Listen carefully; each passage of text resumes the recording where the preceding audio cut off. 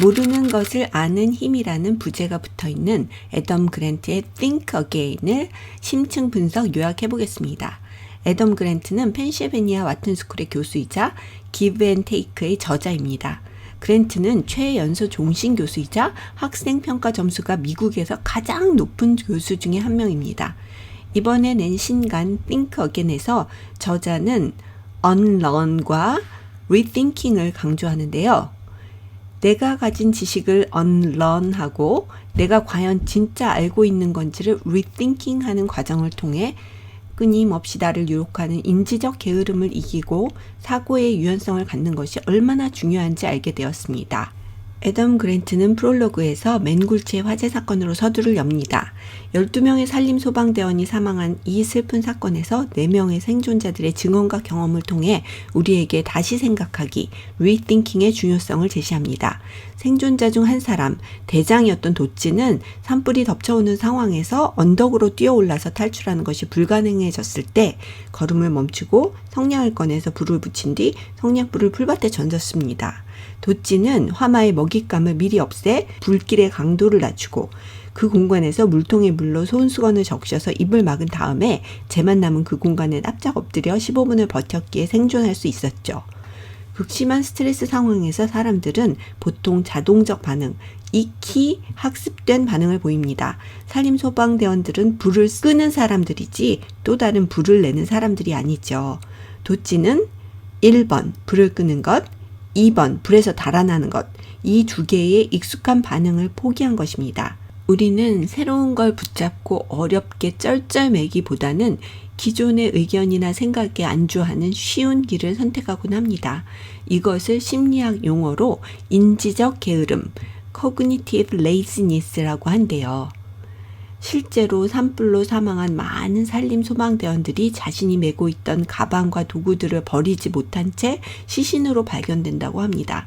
그들이 메고 있던 그 무거운 가방과 도구들을 버리기만 했다면 빨리 뛸 수도 있었고 어쩌면 살아날 수도 있었을지도 모르는데 말이죠. 인지적 게으름을 떨쳐버리고 다시 생각하기에 도전하고 싶다면 애덤 그랜트의 Think Again을 읽어보시고 또한 실천해 보시길 추천합니다. 파트 1, 첫 번째 개인 차원의 다시 생각하기, Individual Rethinking, Updating Our Own Views. 다시 생각하기의 습관을 기르기 위해서 우리는 먼저 scientist처럼 생각해야 합니다. Think like a scientist. 우리는 많은 경우에 자신이 갖고 있는 신념과 믿음을 설파하는 설교자나 남들이 틀렸다는 것을 증명하는 검사나 남들에게 잘 보여서 내 이익을 챙기고 싶어하는 정치가가 되기 쉽습니다. 그러나 정작 우리가 되어야 하는 것은 멘탈 플렉서빌리티를 가진 그리고 또한 데이터에 입각해서 사건을 볼 줄 아는 사이언티스트, 과학자가 되어야 한다는 것입니다. 우리가 놓치지 않는 믿음들이란 얼마나 쓰잘데기 없는 것인지 15년 전 내 친구도 아니고 내 친구의 형에게서 들었던 일을 우리는 아직도 믿고 있는 경우가 허다합니다. 오래된 그리고 맞지 않는 정보로 가득한 나의 지식을 업데이트하는 건 필수죠. 그런데 이런 업데이트를 방해하는 것이 있습니다. 바로 예전에 믿었던 신념을 마치 나의 중요한 자아라도 되는 것처럼 집착하는 것이죠. 그런 집착은 호기심을 방해하고 정신적 유연함에 해가 되며 지식 탐구로 나아가는데 장애가 됩니다. 마이크 라자리디스, 블랙베리의 공동 창업자이자 천재였던 그는 블랙베리를 신념으로 여겨서 애플의 터치 스크린이 부상하고 있던 그때에 세상의 변화에 영민하지 못해서 셀폰 시장에서 밀려나고 맙니다. 바로 rethinking이 필요했던 시점에서 그렇게 하지 못하고 만 것이죠. Seek out information that goes against your views. 당신의 의견과 충돌하는 정보를 찾아라.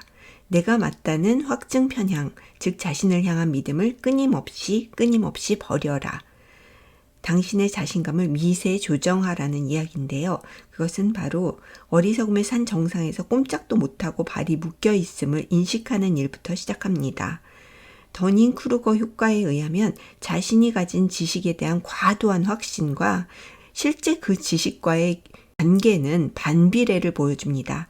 자신이 알고 있는 게 많다고 생각하는 사람일수록 실제로는 제대로 된 지식을 알지 못하는 경향이 있다는 것입니다. 예를 들면 암체어 쿼터백이라고 하는 사람들은 안락 의자 쿼터백이라고 불리는데 집에 소파에 앉아서 자신이 프로 구단의 감독보다 더 잘 안다고 큰 소리 치는 사람들을 말하죠. 암체어 쿼터백과는 정반대의 성향을 가진 사람들을 가면 사기꾼 임파스터 신드롬이라고 합니다.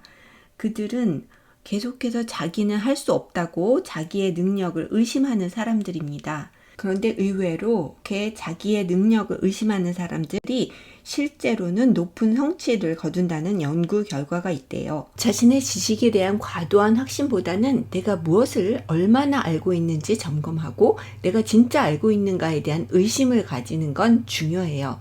그것은 학습 욕구를 불러일으키며 새로운 것을 배우게 합니다.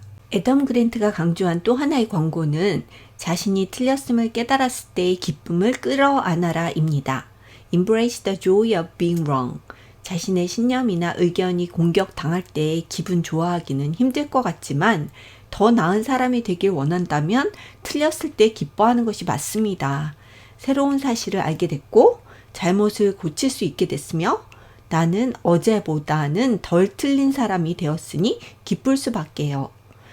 만약 지금의 내 자신이 20년 전, 10년 전, 1년 전과 똑같은 의견, 인생 철학을 갖고 있다면 그때의 나로부터 아무런 발전이 없다는 뜻은 아닐까요? 개인 차원에 다시 생각하기를 마치면서 우리는 그냥 생각하기보다는 다시 생각하기, rethink,와 알았던 것을 버리기, unlearn을 의도적으로 연습해 봤으면 합니다.